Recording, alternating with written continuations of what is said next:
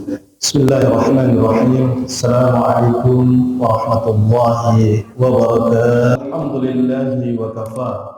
Wassalatu wassalamu ala rasulihil mustafa wa ala alihi wa ashabihi wa man ihtada.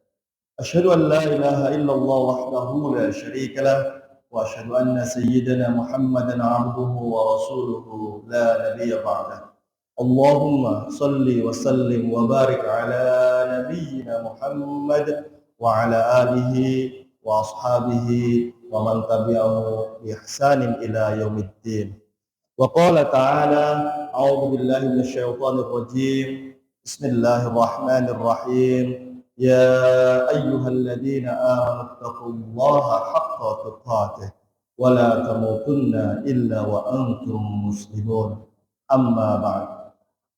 Jamaah salat Jumat rahimani wa rahimakumullah. Izinkanlah pada kesempatan siang hari ini khatib memulai khutbah Jumat dengan bersama-sama mengajak kita untuk mensyukuri nikmat yang telah diberikan oleh Allah Subhanahu wa taala.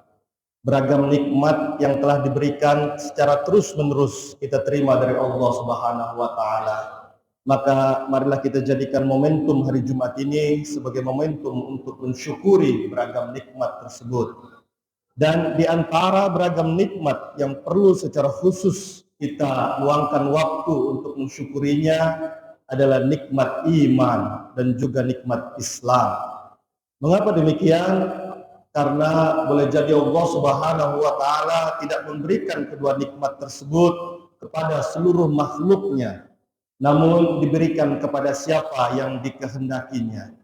Hal ini terindikasikan dari firman Allah Subhanahu wa taala, A'udzu billahi minasyaitonir rajim. Bismillahirrahmanirrahim. Faman yurid ayyahdiyahu yasrah sadrahu lil Islam. Dan barang siapa yang dikehendaki oleh Allah untuk mendapatkan hidayah, maka Allah jadikan dadanya itu lapang untuk menerima ajaran agama Islam. Wa may yurid ayyudillahu yaj'al sadrahu dayyiqan harajan. Dan barang siapa yang dikehendaki oleh Allah untuk disesatkan, maka Allah jadikan dadanya itu sesak, dalam arti sulit untuk menerima ajaran agama Islam. Karena itu jamaah sekalian, marilah kita mensyukuri nikmat iman dan nikmat Islam yang telah diberikan oleh Allah Subhanahu wa taala kepada kita. Selanjutnya, salawat serta salam marilah juga kita upayakan untuk kita dawamkan kepada Nabi Muhammad sallallahu alaihi wasallam. Tidak hanya Nabi Muhammad sallallahu alaihi wasallam diutus oleh Allah untuk menjelaskan, mengajarkan risalah ilahiyah kepada kita, memberikan tuntunan bagaimana kita hidup di dunia ini dan menggapai keselamatan di akhirat kelak. Tetapi Nabi Muhammad juga adalah Nabi yang sangat amat peduli kepada umatnya. Hal ini pun terindikasi dari firman Allah yang mengatakan, laqad ja'akum min anfusikum, laqad ja'akum rasulun min anfusikum. Telah datang seorang rasul dari kalangan kalian sendiri. Azizun 'alaihi ma 'anittum, harisun 'alaikum bil mu'minina raufur rahim. Amat terasa berat penderitaan kalian, sangat menginginkan kebaikan bagi kalian, dan amat berbelas kasihan kepada orang-orang yang beriman. Maka melalui ayat itu kita mengetahui bahwa Rasulullah SAW adalah seorang nabi yang sangat amat peduli kepada umatnya. Karena itu bersolawat kepadanya merupakan ekspresi sederhana kita sebagai umat Islam untuk menunjukkan rasa terima kasih, rasa cinta kita, dan menunjukkan ketaatan kita kepada baginda Rasulullah sallallahu alaihi wasallam. Selanjutnya, izinkan khatib juga dalam kesempatan yang penuh berkah ini berwasiat, khususnya tentu untuk khatib pribadi dan umumnya untuk jamaah sekalian. Marilah senantiasa kita berupaya untuk meningkatkan ketakwaan kita kepada Allah Subhanahu wa taala. Takwa merupakan instrumen yang diberikan oleh Allah Subhanahu wa taala untuk menjadikan kehidupan kita di dunia ini sukses, dan lebih penting lagi keselamatan nanti kelak di akhirat. Allah Subhanahu wa taala berfirman, Ya ayyuhalladzina amanu taqullaha wa qulu qawlan sadida. Wahai orang-orang yang beriman, bertakwalah kepada Allah dan ucapkanlah perkataan-perkataan yang benar.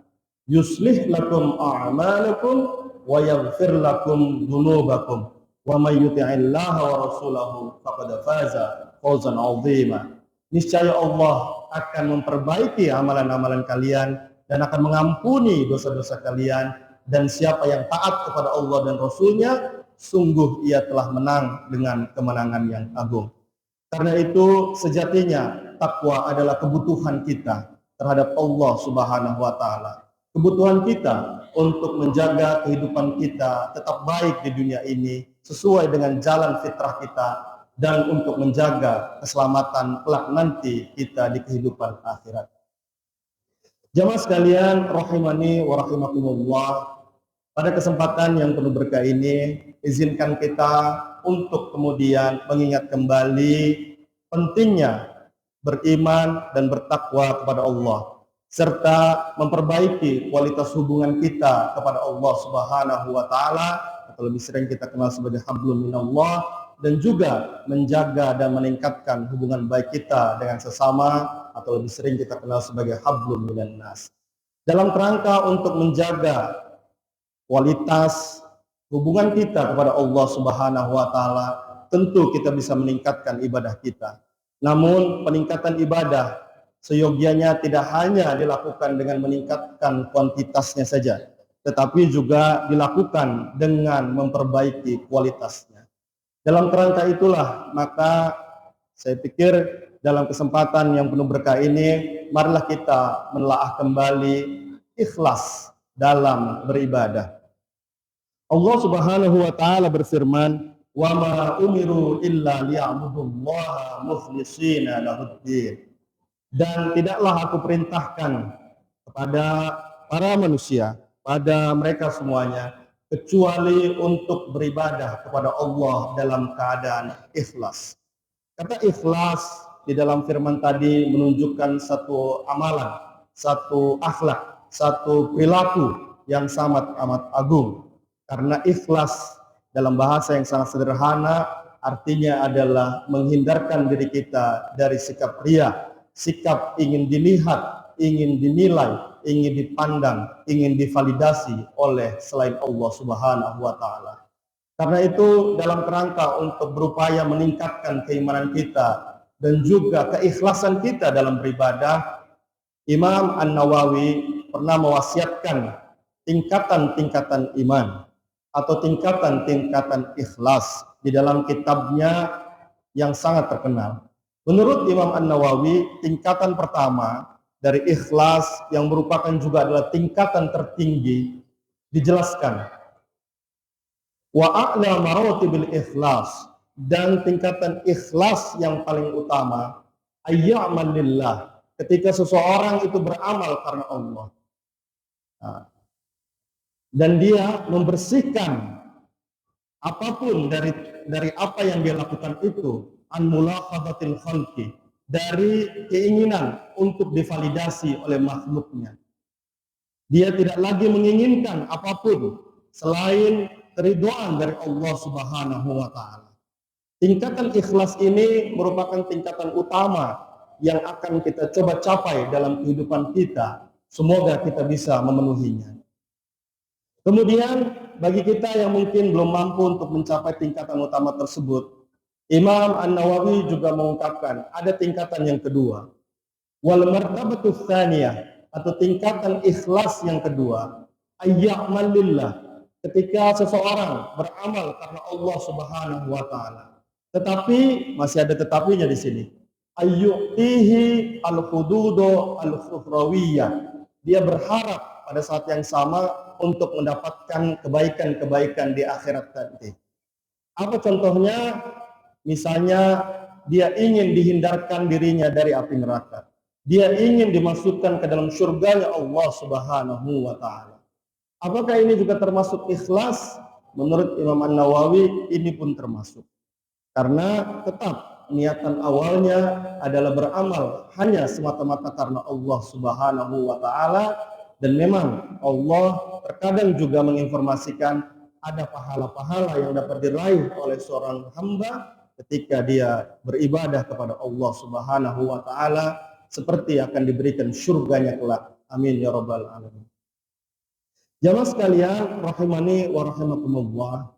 Lalu tingkatan ikhlas yang ketiga dan juga yang merupakan tingkatan yang paling rendah dalam kategorisasi ikhlas menurut Imam An-Nawawi adalah ketika beliau mengungkapkan wal martabatus tsalitsah, dan ikhlas tingkatan yang ketiga adalah ketika ayyamalillahi, seseorang beramal karena Allah Subhanahu wa taala, namun liyutihi hawwan dunyawiyan, dia juga berharap untuk mendapatkan kebaikan-kebaikan di dunia ini. Apa misalnya?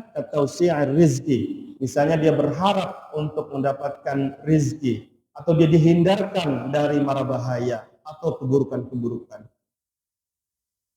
Menurut Imam Nawawi, tingkatan yang ketiga ini pun masih bisa dikatakan ikhlas, karena sekali lagi tetap niatan awalnya adalah untuk beribadah kepada Allah Subhanahu wa taala, tidak ada yang lain. Bahwa kemudian dia mendapatkan kebaikan-kebaikan layaknya orang yang menjalin silaturahmi, yang dapat dikatakan juga berupaya untuk mendapatkan rizki, maka itu adalah konsekuensi-konsekuensi logis yang mungkin masih bisa didapatkan dari kebaikan-kebaikan dan juga ibadah yang kita lakukan karena Allah Subhanahu wa taala semata. Namun Imam An-Nawawi mengingatkan juga di akhir dari kalimatnya di dalam kitab beliau, wa ma'iddan dzalika ria'un madmumun. Dan jika sudah terlepas dari tiga kategorisasi tadi, artinya orang yang melakukan ibadah dengan tulus murni hanya kepada Allah, yang merupakan tingkatan pertama, atau orang yang beribadah karena hanya semata-mata Allah tetapi mengharapkan kebaikan di akhirat, yang merupakan tingkatan kedua, ataupun yang terakhir, orang yang beribadah karena Allah tetapi juga berharap mendapatkan kebaikan di dunia, yang merupakan tingkatan yang ketiga. Maka di luar dari tiga kategorisasi tersebut sudah termasuk kategori ria'un madmumun, atau ria yang kemudian dinyatakan sebagai sebuah akhlak yang tercela, sesuatu yang harusnya memang kita tinggalkan, tidak kita bawa-bawa ketika kita beribadah kepada Allah Subhanahu wa taala. Jamaah sekalian rahimani wa rahimakumullah, dalam kerangka berupaya untuk bisa meneladani sikap ikhlas dan juga berupaya untuk senantiasa mendidik kita pribadi-pribadi yang ingin mendekatkan kepada Allah Subhanahu wa taala, tentu ada beberapa amalan yang mungkin kita lakukan. Yang pertama, yang paling sederhana adalah dengan berupaya untuk berdoa kepada Allah Subhanahu wa taala, bermunajat kepada pemilik jiwa-jiwa ini. Semoga kita bisa diberikan kemampuan untuk melakukan ibadah secara tulus, ikhlas hanya kepada Allah, hanya mengharapkan ridhonya. Di antara doa yang didawamkan oleh Rasulullah SAW, boleh jadi sering kita dengar, ya muqallibal qulub, tsabbit qalbi ala dinik. Wahai zat yang maha mampu membolak-balik hati, tetapkanlah hati kami dalam keadaan taat kepada Allah Subhanahu wa taala. Taat yang juga tentunya mengindikasikan kita beribadah secara ikhlas hanya kepada Allah dan mengharapkan ridhonya. Barakallahu li wa lakum fil Qur'anil azim wa nafa'ani wa iyyakum bima fihi minal ayati wa dzikril hakim wa taqabbalallahu minna wa minkum tilawatahu innahu huwas samiul alim. Wa aqulu qawli hadza fastaghfirullahal azim innahu huwal ghafurur rahim.